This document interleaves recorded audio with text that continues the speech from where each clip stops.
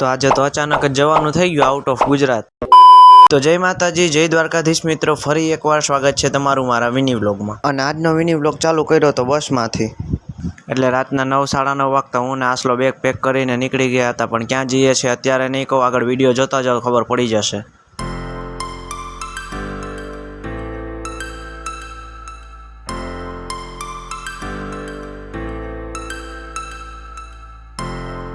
ને રાતના 9:30 વાગતા અમે નીકળી ગયા હતા અને અત્યારે સવારના 7 વાગ્યા છે. કન્ટિન્યુ 10-11 કલાકનું ટ્રાવેલિંગ કરીને મને તો એટલો કંટાળો આવતો હતો કે શું જ વાત કહું.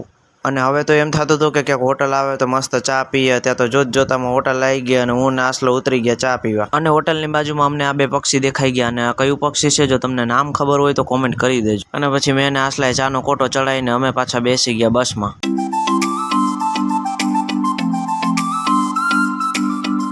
અને કુદરતનો નજારો જોતા જોતા અમે આગળ જતા હતા ત્યાં તો અમને દેખાઈ ગયા આટલા બધા ઘેટા, અને જ્યાં જોઈએ ત્યાં ઘેટા જ દેખાતા હતા. અને ફાઇનલી આઉટ ઓફ ગુજરાત અમે ક્યાં જઈએ છીએ કહેવાનો ટાઈમ થઈ ગયો છે, તો અમે જઈએ છીએ, રૂકો જરા સબર કરો. તો ફાઇનલી ગાઈઝ અમે પહોંચી ગયા હતા રાજસ્થાન રણુજા. અને આ મિની બ્લોગ અહીંયા જ એન્ડ કરવો જશે કેમ કે એક વિડીયોમાં બધું નહીં આવે, એટલે નેક્સ્ટ પાર્ટ માટે ફોલો કરી લેજો. ત્યાં સુધી બધાને રામ રામ.